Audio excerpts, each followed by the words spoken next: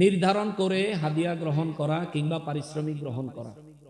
বুখারী শরীফের 5737 নম্বর হাদিস। কোনো আওয়াজ নাই, আমারে কথা বলতে দেন না, আপনার কথা শুনছি না।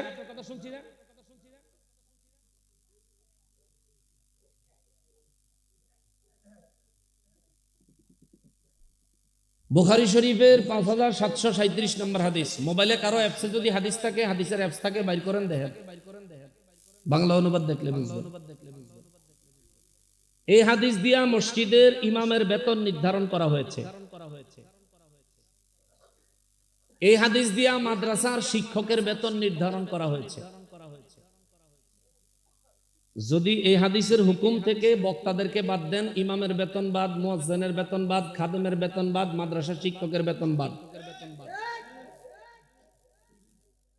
বুঝতে পারছেন বিষয়টা? যে দলিলের মাধ্যমে মাদ্রাসার মুদাররিস শিক্ষকদের, মসজিদের ইমামদের, মসজিদের মুয়াজ্জিন সাহেবদের, খাদেম সাহেবদের জন্য হাদিয়া নির্ধারণ করা হয়, ওই একই দলিলে আলেম ওলামা যারা আছে তাদের সঙ্গে একটা চুক্তি ভিত্তিক কথা বলে তাদেরকে দ্বীনের খেদমতের জন্য দাওয়াত করলে এটা বৈধ হবে, এটা অবৈধ হবে না। বুখারী শরীফের 5737 নম্বর হাদিসের মুদ্দা কথা হলো, একজন ব্যক্তি অসুস্থ হয়েছেন, গ্রামের মানুষ তারে সুস্থ করতে পারতেছেন না। সাহাবীদের একটা কাফেলা সেখান দিয়ে যাচ্ছিলেন। গ্রামের মানুষ নবীজির সাহাবীর কাফেলা দেখে দৌড়ায় আসলেন, আপনারা তো আল্লাহর রাসূলের সাহাবীর কাফেলা, আমার এই রোগীটারে একটু সহায়তা করেন, যদি সে বেঁচে যায় আপনাদের ওসিলায়। নবীজির সাহাবীর কাফেলা আগায় আসলেন। আসার পরে একজন সাহাবী বললেন, আমি তার চিকিৎসা করতে পারবো, তবে বিনিময় লাগবে। বলে আপনি যা দিয়ে চিকিৎসা করেন করেন, বিনিময় দিব। বিনিময় কি? পাশেই দেখলেন যে বড় একটা ছাগলের পাল, বকরির পাল। তিনি জিজ্ঞেস করলেন, এই যে বকরির পাল এটা কার? যে অসুস্থ হয়েছে এটা হেগো। সাহাবী বললেন, আমি তার চিকিৎসার জন্য চেষ্টা করব, আল্লাহ যদি তার শেফা দেয় তাহলে এই বকরির পাল আমরা দিয়ে দিতে হবে। সুবহানাল্লাহ। তো সাহাবায়ে কেরামের মধ্যে কিছু সাহাবার মধ্যে কানাঘোষা শুরু হয়ে গেল, উনি তো হাকিম না, ওষুধ দেয় না। উনি এতটা কনফিডেন্সের সাথে কিভাবে বলতেছে যে এই ছাগল সব নিব, আল্লাহ যদি সুস্থ করে দেয়। তো ওনারা কোনো কিছু না বলে তাকিয়ে আছেন চুপচাপ। যারার যেই লোক অসুস্থ তার আত্মীয় স্বজন বলে, শুধু এগুলি না, যদি আরো লাগে আরো দিমু, আমাকে মানুষ সুস্থ হওয়া দরকার। ওই সাহাবী সূরা ফাতিহা পড়লেন। কি সূরা? এটা কোরআন শরীফের সূরা। কেমন? এই সূরা ফাতিহা পড়ে তারে ফু দিলেন, নবীজির উপর কয়েকবার দুরূদ ও সালাম পড়ে ফু দিলেন, সঙ্গে সঙ্গে আল্লাহর রহমতে ওই ব্যক্তি সুস্থ হয়ে গেলেন। সুবহানাল্লাহ। এখন বলে, আমি আমার চেষ্টা করেছি, আল্লাহ তাকে সুস্থ করে দিয়েছে, এবার আমার পাওনা বুঝাইব। ওই জায়গার মানুষ তাকে সমস্ত বকরিগুলোর রশি একত্র করে ওই সাহাবীর হাতে দিয়ে দিছে। সুবহানাল্লাহ। এখন পাশের সাহাবীরা কয়, আল্লাহ কোরআন শরীফের মধ্যে নিষেধ করছে কোরআন শরীফ বেচ্চা খাইতে। নবীজি ওয়াজ করছে। এখন আপনি যেন সূরা ফাতিহা পড়ে ফু দিয়া এই যে ছাগলটি লইলেন, ওই মিয়ার মত না, মানে সাহাবীর দেখা এতগুলি এই যে লইলেন, এটা কেন? তো ওই সাহাবী বললেন, চলো আমরা তো আল্লাহ রাসূলের দরবারেই যাচ্ছি, রাসূল যদি বলে এটা আমার অন্যায় হয়েছে, আমি নিজে আবার ফিরত এসে এদের ছাগল এগরে বুঝাই দিয়ে দেব।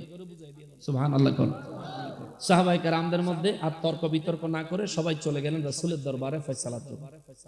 নবীজির দরবারে ফয়সালার জন্য গেলে নবীজি মুস্কি হাসি দিয়া কয় যে এটা তোমার জন্য হালাল। সুবহানাল্লাহ। সাহাবায়ে কেরাম বলেন, হুজুর আল্লাহ তো কোরআন শরীফ বেচতে নিষেধ করছে। নবীজি বলেন, এটা তো বিক্রি নয়, এটা তিনি তাদের কাছ থেকে একটা আলোচনা করে নিয়েছেন।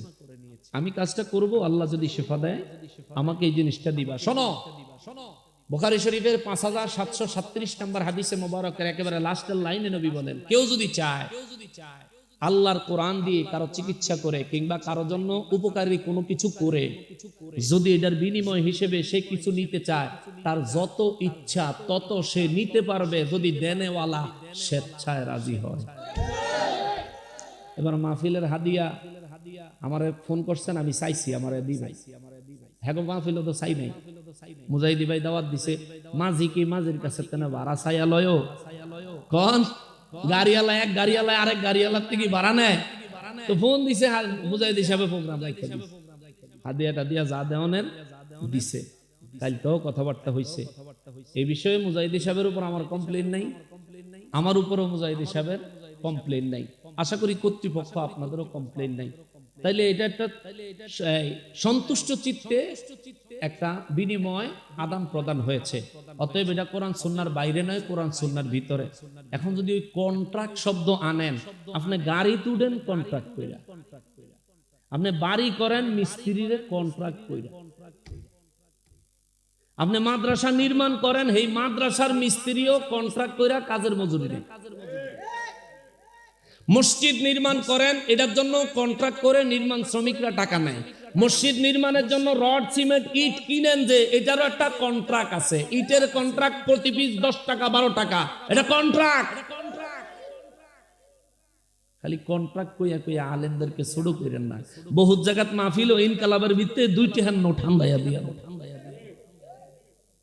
ফেসবুকের উসিলায়, ফেসবুকটা একদিকে রহমত আরেক দিকে গজব। এই ফেসবুকের উসিলায় অনেক বাস্তব চিত্র দেখা গেল। হাদিয়ার বিষয়